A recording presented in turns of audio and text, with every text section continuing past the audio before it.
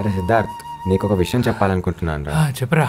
నేను ఇంకొంతమంది ఫ్రెండ్స్ కలిసి ఒక స్కూల్ పెట్టాలనుకుంటున్నాం. గుడ్, మంచి ఆలోచన.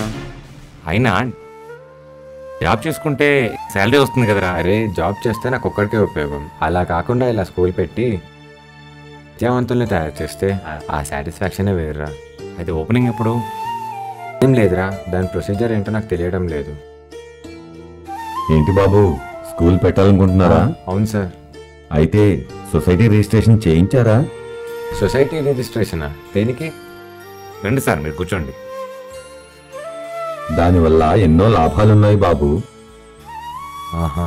For example, income tax benefits దొరకడం, సివిల్ సూట్స్ ప్రొడక్షన్, అంతేకాకుండా ఒక బాధ్యత గల కార్యాలయంలో పనిచేయడానికి సిద్ధాంతపరంగా ఉంటుంది. ప్రభుత్వం నుండి సహాయ సహకారాలకైనా, బ్యాంకు లోన్లకు సంబంధించిన వ్యవహారాలకైనా సొసైటీ రిజిస్ట్రేషన్ అవసరం.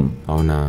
సొసైటీల చట్టం అంటే ఒక సంస్థ ద్వారా సమాజ సేవ చేయాలన్నా, విద్యా సంస్థలు ప్రారంభించాలన్నా, లేదా క్రీడలు కళలు ప్రోత్సహించాలన్నా, ఇంకా సమాజంలో సైంటిఫిక్ టెంపర్ పెంచాలన్నా ఆ సంస్థ సొసైటీ రిజిస్ట్రేషన్ కలిగి ఉండాలి.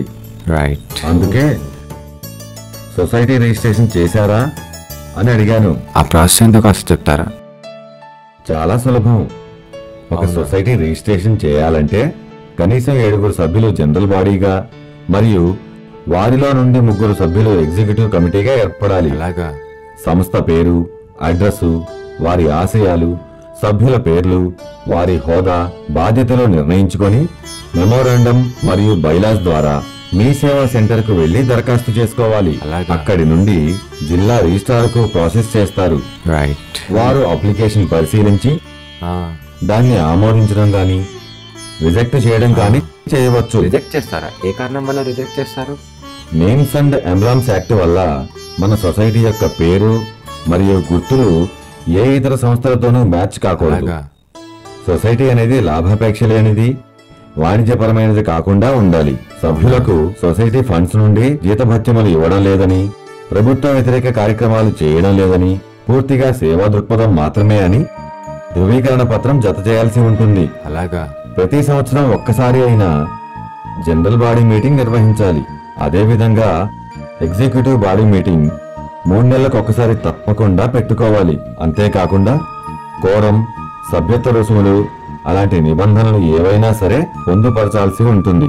ఏ రిజల్యూషన్ పాస్ చేయాలన్నా కోరం ఉండాలి. రిజల్యూషన్ అంటే ఏంటి? రిజల్యూషన్ అంటే సొసైటీకి సంబంధించిన పేర్లు, సభ్యుల హోదా, బాధ్యతలు ఇలా ఏ మార్పులు సవరణ జరిగినా అమెండ్మెంట్ రూపంలో జిల్లా రిజిస్ట్రార్ గారి మీటింగ్ జరిగిన 15 రోజుల్లోగా సమర్పించాల్సి ఉంటుంది. చాలా థ్యాంక్స్ అంకుల్, మాకు చాలా మంచి గైడెన్స్ ఇచ్చారు. చాలా చిన్న సహాయం. ఇదంతా రిజిస్ట్రేషన్ వెబ్సైట్ లో చాలా క్లియర్ గా ఉంది. ఒక్కసారి రిజిస్ట్రేషన్ డిపార్ట్మెంట్ వెబ్సైట్ చూడండి. మరిన్ని వివరాల కోసం registration.telangana.gov.in వెబ్సైట్ సందర్శించండి.